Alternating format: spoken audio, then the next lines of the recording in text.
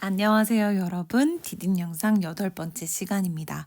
오늘은 현재 가치와 할인율이라는 것에 대해서 제대로 알아볼 거예요. 여러분, 현재 가치라고 말하니까 조금 무슨 말인지 감이 와닿지 않으시죠? 오늘은 현재 가치를 제대로 이해하기 위해서는 현재 가치와 미래 가치 두 가지 개념에 모두 다 익숙해지셔야 합니다. 가장 대표적인 예시로 이런 거 생각할 수 있는데요. 여기 짜장면 보이시나요? 여러분 요새 짜장면 가격 어느 정도 하죠? 물론 지역에 따라 가게에 따라 다 가격이 다르겠지만 2020년 기준 약 10,000원 정도라고 여기 나와 있네요. 사실 선생님이 어렸을 때 돈이라는 것에 대해서 가치를 인식하게 되고 나서요. 짜장면을 시켜 먹었을 거 아니에요? 그때 선생님이 기억하는 최초의 짜장면 가격은 사실 2,500원 정도였어요. 그러면 지금 시간이 흘러 지금은 10,000원인 거죠. 그러니까 선생님이 어렸을 때 10,000원이라는 돈은 어떤 돈이었냐면 짜장면을 무려 4개나 사 먹을 수 있는 돈이었고요. 근데 지금은 짜장면 1개를 사 먹을 수 있는 돈이 된 겁니다. 그러니까 같은 돈을 가지고 있더라도 그 시점이 언제느냐에 따라서 이렇게 가치는 다르게 생각될 수 있는 거예요. 그래서 가장 대표적인 예시는 이자와 관련된 거겠죠. 그래서 그 예시를 먼저 들어보고 시작하도록 하겠습니다. 자, 지금 어떤 상황이냐면요. 효진이는 1년 후에 해외 어학연수를 가기로 마음을 먹었습니다. 그래서 200만 원을 가지고 있었는데 1년 동안 연이율 3%로 정기 예금을 하기로 마음을 먹었어요. 그럼 여러분, 이거 1년 동안 예금을 하는 거면요. 정기 예금을 한다고 했을 때 연이율 3%라는 건 딱 한 번만 쭉 예금해놓고 이자를 딱 한 번만 받는 시스템인 거죠. 그럼 이거 원리합계 구하라고 하면 여러분 지난 시간에 기억날 거예요. 이거 달리로 하는 거랑 복리로 하는 거 원래 식이 다른데 달리는 1 플러스 아래 n이고 복리는 a의 1 플러스 아래 n제곱인데 1년 동안만 하는 경우에는 여기다 각각 1을 대입하는 거니까 n에다가 결국 두 값이 같다라는 거 알고 계시죠? 그래서 달리로 하나 복리로 하나 똑같다고 생각하시면 됩니다. 그래서 문제에서 별로 상관이 없기 때문에 달리 복리 이야기를 안 해준 것 같아요. 그래서 결론적으로 원리합계를 구하라고 하면 별거 없어요. 200만 원에다가 결국 1 플러스 R이 0.03이었으니까 요거 곱하면 된다는 거죠. 계산하면 아마 206만 원이 이렇게 나올 겁니다.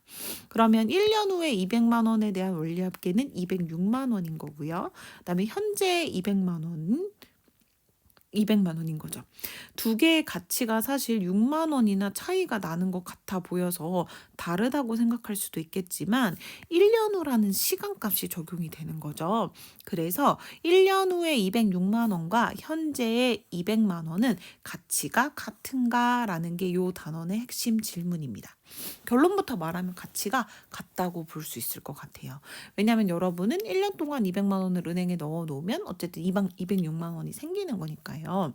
그래서 지금 좀 전에 구한 게 요거였죠. 그러니까 예금을 하면 1년 후에 206만 원을 받게 되므로 1년 후에 206만 원과 현재 200만 원은 가치가 같다고 할 수 있다라는 게 핵심이고요.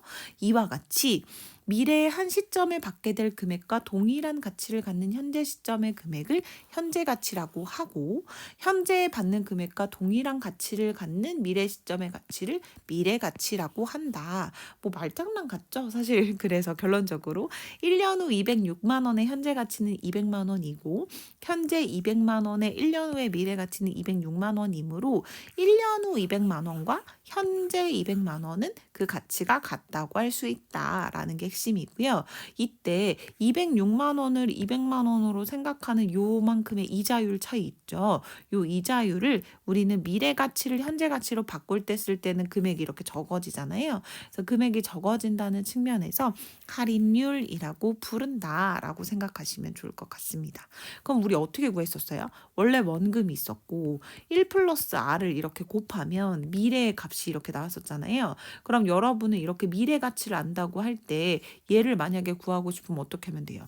맞아요. 얘를 뭘로 나누면 되죠? 그죠? 1 플러스 R로 나누면 되겠죠. 그래서 현재 가치를 구하려면 미래 가치를 요렇게 나눠주면 됩니다. 그래서 지금 206만 원을 알고 있다면 1 플러스 R분의 1 이렇게 곱하면 요렇게 현재 가치 알아낼 수 있는 거죠. 요 R에 해당하는 걸 우리가 할인율이라고 부른다라는 게 핵심이에요. 별거 없죠. 그래서 결국 시간이 흐를수록 동일한 금액을 그대로 가지고 있다면 화폐 가치는 떨어진다고 할 수 있어요. 아까도 선생님 얘기했죠. 선생님 예전에 그 만 원을 그냥 그대로 가지고 있었으면 지금은 짜장면을 한 개밖에 못 사 먹지만 예전에 네 개나 사 먹을 수 있었다고 했잖아요. 그러니까 동일한 만 원이지만 선생님이 이 만 원으로 할 수 있는 것의 가치가 매우 떨어지는 거죠. 그래서 시간이 흐를수록 동일한 금액을 가지고 있다면 화폐 가치는 떨어지고 있구나라는 걸 생각하시면 좋을 것 같습니다. 그래서요. 여기 한번 볼까요? 함께하기 1번.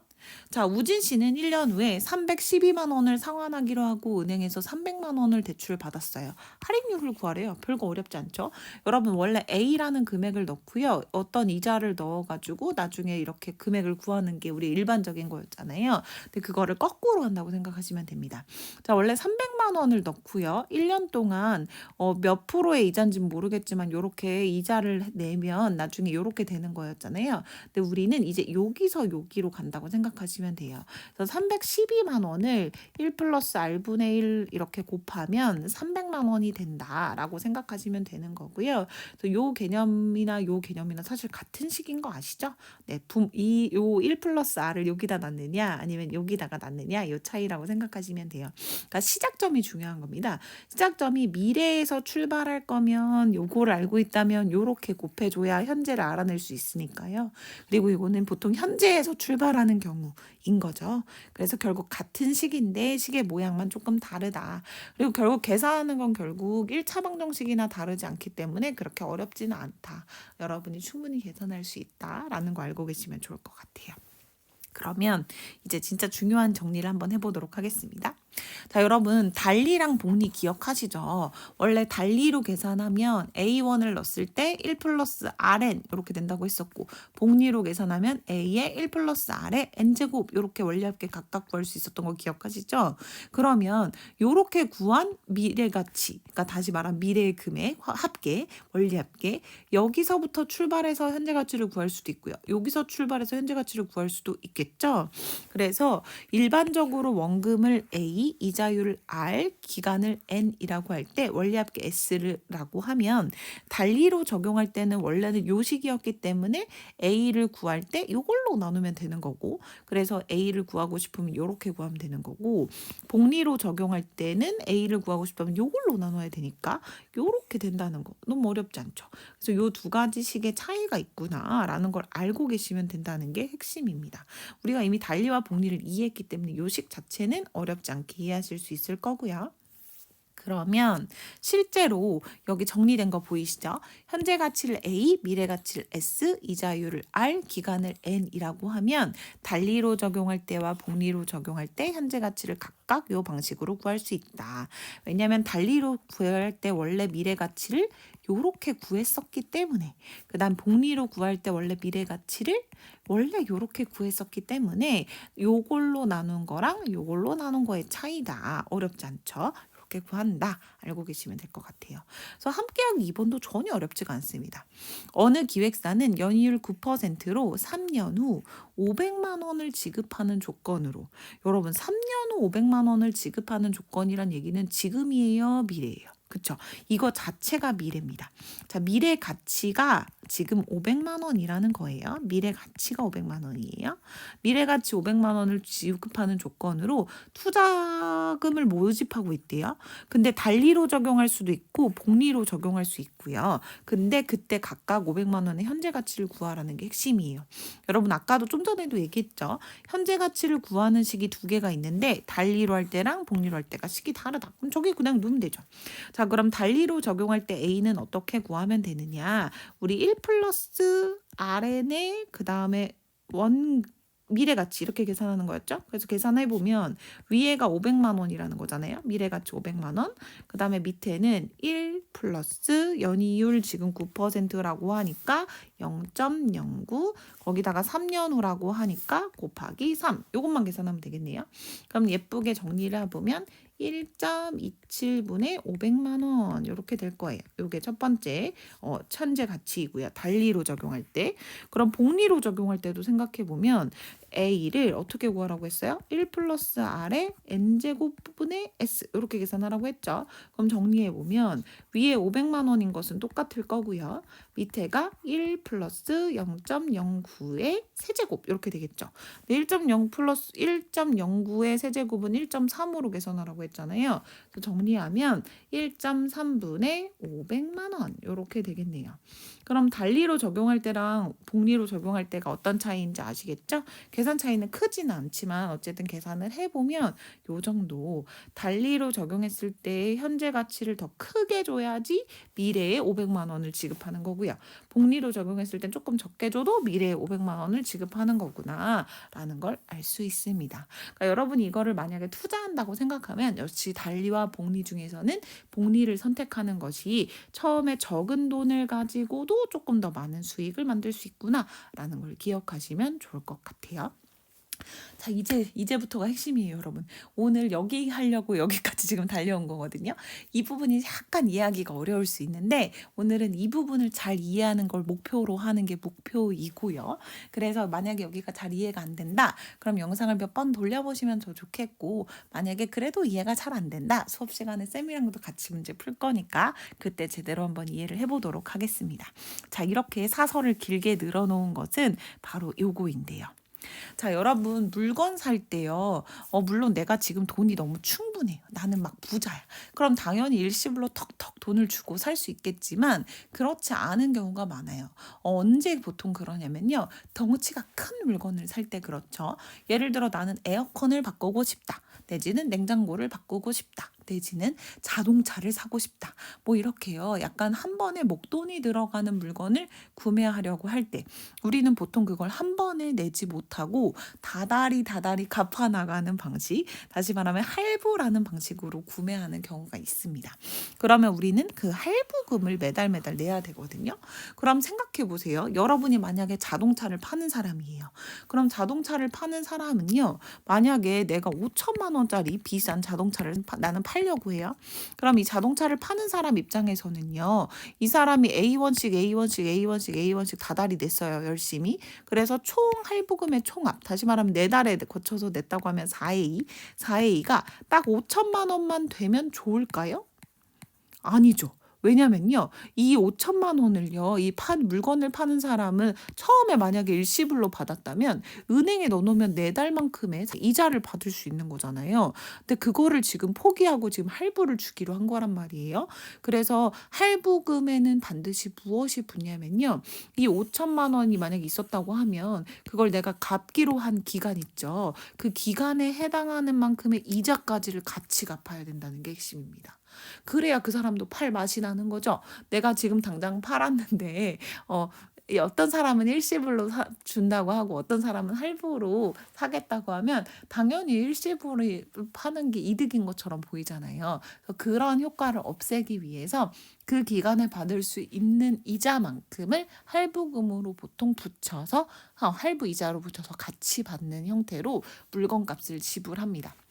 그것뿐만 아니라 우리가 집을 사고 싶다. 뭐 이럴 때 대출을 받을 수도 있잖아요. 그런 대출금을 상환할 때도 원금과 이자를 합한 금액을 상환기간으로 나누어 매회 일정한 금액을 상환해요. 그래서 할부금을 갚는 방식이나 대출금을 갚는 방식이 동일하다라고 생각하시면 좋을 것 같습니다. 근데 여러분 이런 일들이 우리가 살면서 안 생길 거냐? 무조건 생깁니다. 우리가 막 엄청 금수저가 아니기 때문에 이런 일이 늘 생기기 때문에 이거에 대해서 좀 자세히 이해하는 걸 오늘은 목표로 한번 해보도록 하겠어요. 이때 여러분 여기 되게 중요한 말이 있으니까 이거 한 번만 잠깐 보고 갈게요. 이때 상품값 또는 대출원금 이거 둘 중에 하나는 의 미래 가치는, 그러니까 상품값의 미래 가치나 또는 대출금의 미래 가치는 할부금 또는 매번 상환하는 대출금의 미래 가치의 합과 같다. 이게 무슨 말이냐면요. 아까도 선생님이 말했지만 어떤 상품값을 미래 가치로 생각을 해볼 거예요. 그러니까 다시 말하면 여러분이 뭐 100만 원짜리 물건을 사고 싶어요. 그럼 이 100만 원짜리를 쭉 미래로 보냅니다. 예를 들어 24개월 할부로 샀으면 24개월 미래 가치로 보내요. 그럼 여기서 이 사람이 사람이 원래 은행에 예금했으면 가지고 있을 수 있는 금액이 있겠죠. 이 금액과 이 매달 내는 할부금의 총합이 같아야만 이 물건을 파는 사람이 판다는 거죠. 그래서 매회 상환하는 할부금의 미래가치의 합과 그 상품값의 미래가치는 동일해야 한다라는 게 핵심이에요. 그래서 여러분 여기 중요한 문제가 하나 있어요. 요걸 한번 풀어보도록 하겠습니다. 오늘 이걸 이해하면 여러분은 이 단원을 잘 이해했구나 라고 생각하시면 좋겠고요. 만약에 나는 이게 잘 이해가 안 된다. 그럼 여러 번 다시 반복하셔야 된다는 이야기입니다. 그럼 다시 집중해서 한번 해보도록 할게요. 자, 건우 씨는요. 오늘 전자제품 대리점에서 정가가 120만 원인 에어컨을 연이율 2.4%의 월복리를 적용하여 24개월 할부로 구매했어요. 자, 여기 할부 나왔다는 게 핵심이에요. 그럼 여러분 여기 좀 단위를 통일할 필요가 있습니다. 지금 뭐라고 했냐면 연이율을 알려주고 월복리를 적용한다고 했어요. 그럼 여러분이 이 연이율 월복리로 바꾸려면 월 이율 알아내야 되는 거 아시죠? 그러면 연이율이 2.4%인데 월복리니까 12로 나눠야겠구나. 아하, 0.2%이구나. 0.2%는 0.002로 바꿔서 생각할 수 있겠구나. 여기까지가 일단 1단계입니다. 그래서 연이율을 월복리로 바꾸는 거 일단 1단계 생각했어요. 그러면 에어컨을 구매한 시점에서 120만 원에 24개월 후의 미래가치 한번 생각해 볼게요. 여기 한번 천천히 생각해 보도록 하겠습니다. 자, 그럼 한번 정리를 해볼게요. 자, 그러면 판매자 입장에서 한번 생각해 보도록 하겠습니다. 자, 판매자는요. 여기 지금 구입 시점, 이 사람이 원래 소비자 입장에서는 원래는 120만 원을 내고 구입해야 되는 거였어요. 그래서 120만 원을 냈다면 판매자는 어떤 상황이 될 거냐면요. 이걸 은행에 넣어요. 그러면 24개월이 이렇게 쭉 지나는 동안 이자를 받아가지고 그거에 대한 이자에 해당하는 금액을 24개월 후에 가지고 있을 수 있겠죠. 그래서 원래는요. 이 판매자는 24개월 후에 얼마를 가지는 게 정상이냐면 120만 원에 지금 월복리가 얼마였냐면 0.002, 지금 0.2%였죠. 그래서 1.002에 24개월에 해당하는 것만큼을 가지고 있는 게 정상이에요. 그래서 판매자 입장에서는 얘가 다달이 할부로 이렇게 내는 금액의 합이 요게 안 되면 팔 마음이 없다는 거예요. 무슨 말인지 이해하셨어요? 나는 이거를 그냥 은행에 지금 일시불로 사는 누군가한테 팔아가지고 은행에 넣어놓으면 이만큼을 가질 수 있는데 이렇게 할부로 내겠다는 사람이 이거보다 적게 내면 나는 이걸 팔 마음이 없다는 거죠. 그래서 결론적으로는 우리는 할부금을 내는 입장에서 이 사람의 이 수익을 보존해 줘야 될 의무가 있습니다. 그러면요. 지금 우리는 어떻게 할 생각이냐면요. 매달 얼만큼씩 낼 거냐면 A1씩 납부를 해볼 생각이에요. 그럼 첫 번째 A1, 두 번째도 A1, 세 번째도 A1, 마지막에도 A1 이런 식으로 A1씩 납부를 할 건데요. 네, 생각을 해보세요, 여러분. 첫 번째는요. 지금 당장 구입 시점이지만 지금 내는 게 아니고요. 보통 어떻게 되냐면 1개월 후부터 할부 금액을 내기 시작합니다. 지금은 카드를 긁으면요. 한 달 후부터 돈이 빠져나가요. 그래서 이 첫 번째 A1에 대해서요. 24개월이라고 했죠. 24개월이 지났을 때 얼만큼에 해당하는 복리의 이자가 붙는 거냐면 여기 첫 번째 달 빼고 나머지만큼이요. 그래서 23개월에 해당하는 것만큼의 이자가 붙습니다. 그다음에 두 번째 납부하는 녀석은 그거보다 하나 더 적겠죠. 그래서 22개월에 해당하는 것만큼. 그다음에 세 번째 나는 거는 이렇게 3개 적겠죠. 그래서 21개월에 해당하는 것만큼의 이자가 붙어요. 그리고 마지막에는 할부금을 딱 갚으면서 끝나겠죠. 마지막 할부금을 딱 갚으면서 그냥 그 시점에 대출 상환이 종료되는 거나 마찬가지예요. 할부 끝. 난 빚 다 갚았음. 이런 느낌이잖아요. 그래서 요 마지막 거는 사실 뭐 붙는 게 없습니다. 이자가 필요하지 않아요. 그래서 첫 번째 항이 A고요. 그 다음에 요거 맨 처음에 낸 거에 대한 거는 A의 1 플러스 R의 23제곱. 두 번째 낸 거는 A의 1 플러스 R의 22제곱. 그 다음에 여기 A의 1 플러스 R의 21제곱, 그 다음 마지막은 A. 요런 느낌이라고 생각하시면 돼요. 그래서 매달 할부금을 A1씩 낸다고 했을 때 요거를 싹 다 더한 게 마지막 요거가 돼야 된다라는 게 핵심입니다. 자, 그 내용이 여러분 여기 적혀 있어요. 그래서 원래 2.4%를 월이율로 계산하면 0.2%가 되고 그걸 잘 정리하면 이렇게 된다는 건 우리가 아까 얘기해 봤고요. 매달 지불해야 할 할부금을 A1이라고 하면 처음 넣은 거는 23개월치, 두 번째 넣은 거는 22개월치, 마지막 넣은 나온 거는 이자가 없는 이런 상태. 그래서 여기서부터 여기까지의 원리합계니까 초항이 A고 공비가 1.002인 원리합계 구하는 거나 마찬가지인 거죠. 자, 그럼 원리합계 원래 구하는 식이 뭐였죠? 맞아요. R 빼기 1분의 A에 R의 N제곱 빼기 1이었죠. 근데 여기에 지금 해당하는 R이 지금 1.002인 거잖아요. 거기 빼기 1. 그다음 첫 번째 항은 그냥 A인 거잖아요. 그래서 1.002에 24제곱. 24개의 항이니까 빼기 1 이렇게 계산하면 되는 거 이해하셨죠? 그래서 여기 정리된 게 요거예요. 요렇게 정리한 게 요 금액이랑 똑같아야 되는 거죠. 그래서 정리해서 계산을 하면 요렇게 나오는구나 라는 게 핵심입니다. 쉽지 않죠, 여러분. 그래서 여러분 요거를 잘 이해하고 수업 시간에 다양한 문제를 풀어보기로 해요. 여러분이 요걸 잘 이해하셔야 금융생활을 잘 하실 수 있다는 생각이 듭니다. 네, 오늘도 수고하셨어요. 안녕.